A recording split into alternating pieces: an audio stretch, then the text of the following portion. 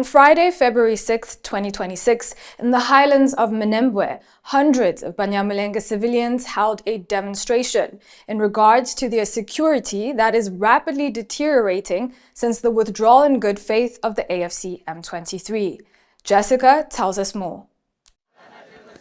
As you can see, despite the rainfall, there are hundreds of people of the Banyamulenge community here in Minembwe and South Kivu, Eastern DRC, demonstrating against the ongoing persecution by the Congolese government.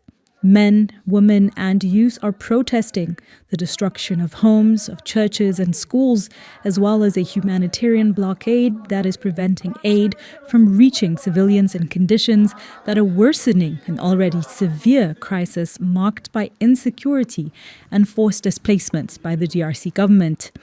These were civilian houses, completely destroyed by Tshisekedi's drones launched from Kisangani. Following the protest, the Banyamulenge community submitted a memorandum to the U.S. Department of State, urging Washington to reconsider its support for the Kinshasa regime. The memorandum highlights deliberate violent attacks on Banyamulenge civilians, mass cattle looting, sexual violence against women, and aerial bombardment in the Banyamulenge community areas, acts that violate human rights and international humanitarian law. The protesters seen are calling for independent investigations, justice, the opening of humanitarian corridors, and stronger protection, warning that lasting peace in Eastern DRC depends on ending impunity and protecting civilians. To understand more about the situation, today I'm joined on call with Dr. Alex Mvuka, political analyst of the Great Lakes region and researcher on issues of conflict and security.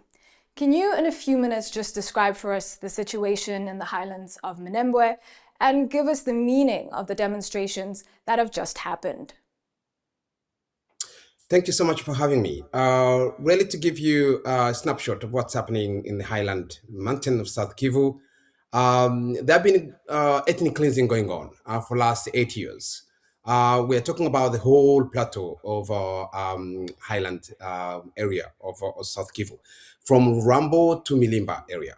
For the last 8 years, the government and sponsored, our army, the national army sponsored the militias. They have been attacking Banyamulenge simply because of who they are. Banyamulenge are Tutsi ethnic groups, 100% Christian. Really, from that time, they've been destroying their villages and asking them to go where they come from. They don't know where they come from. They are Congolese, indigenous, but yet they are unwanted in Congo. 85% of their villages have been destroyed. 600 churches have been destroyed. Schools have been destroyed. So the area remaining is Minembwe, which is now almost like a concentration camp. All IDPs are located there. From the villages have been destroyed. So what have been going on for the last 3-4 years? There have been a series of humanitarian blockade, really causing humanitarian crisis so that they can push the communities who are left to leave the DRC. You're kind of surrounding them with a heavy military deployment. There were about 12,000 Burundian forces, and at one point there was 7,000 FRDC soldiers and countless armed groups supporting them to uproot this community from their homeland, their ancestral land. So to cut long story short, what's been going on for the last 2 weeks? There have been a series of increased bombardment by Sukhoi and drones, all really sent by the National Army, FRDC, the government of Tshisekedi, sending drones from Kisangani, from Kalemi area to target the Banyamulenge. Now, the allegation is that these communities are associated with the M23. You have to remember that the resurgence of M23 rebellion started in 2021. And the killings of Banyamulenge started much, much more earlier. So that reason is not funded. They are being persecuted because they are Tutsis. So the last 2 weeks, series of bombardment by drones, really indiscriminately bombarding villages. So many places have been affected, destroying homes. So yesterday demonstrations was really demonstrating against the Washington government, against the Trump administration.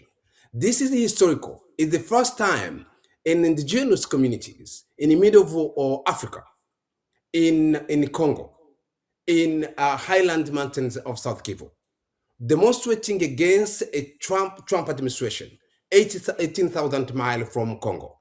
Why? Because their interference in trying to address conflict in DRC has been detrimental to the communities, has affected the human rights of the minority groups, Banyamulenge, simply because of a reckless decision to ask AFC M23 to leave Uvira.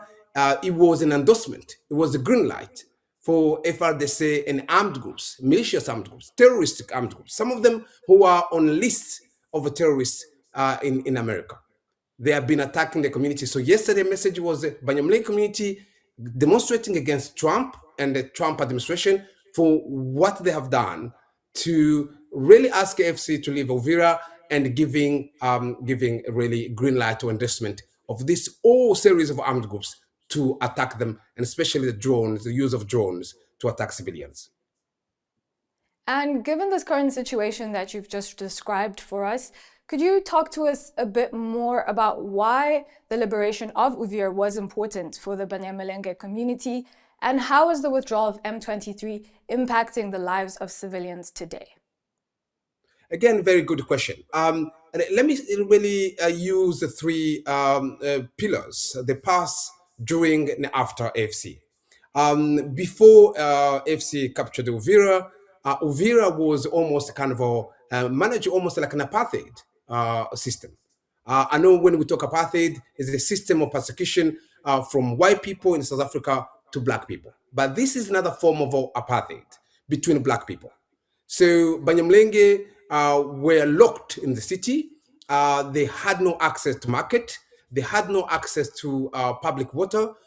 There were 17 roadblocks between Uvira to Baraka, asking individuals, members from Banyamulenge community, to pay 150,000 franc, Congolese franc, to pass each roadblocks. So not only that, Uvira was a hub of and there's so many armed groups, warlords, people like John Makanaki Kasimbira, people like Rene, people like Amuri Yakutumba, all of them are collaborating with the politician in Kinshasa. Some of politicians that's very well known under terrorist list of the European Union, really claiming officially that collaborating with these warlords. That was the situation in Uvira. So attacks really to the high plateau of Minembwe, of Itombwe, of Rambo, of Bijombo, in the homeland of Banyamulenge, were coming from Uvira. There was not access to be able to access medical treatment, to access food. Supply from food from Uvira was impossible. So it was really that such a situation. During AFC, when AFC came to Uvira for 1 month, it was the first 1 month of freedom for Banyamulenge. People were able to come out from their homes. People were able to access market. They were able to access services like anyone else. And this is not to support or one way to be biased toward the AFC. That was the situation. We have to be to give a fact. The Burundi army were able to leave the high plateau. There were about over 12,000 troops, and gave really the high plateau much more kind of a freedom after all these years. After that M23 was asked to leave, 80% of Banyamulenge home were attacked. 5 churches were destroyed. and many NGOs offices were destroyed. Ebenezer Group, IGFI organization, they were destroyed. 15,000 to 18,000 people left Uvira. They fled to Kamanyola. And 40 people were killed simply because they look like Tutsis. And it was chaotic, and still now. Armed groups took over. This is no state actors that government doesn't control. So you can imagine how chaotic the town is. And now a fear is now coming back for Banyamulenge. The blockade has restarted again in High Plateau, and the bombardment has restarted after AFC left Uvira.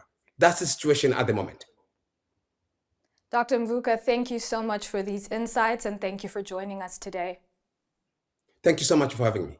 That's our latest update for today. Thank you for joining us.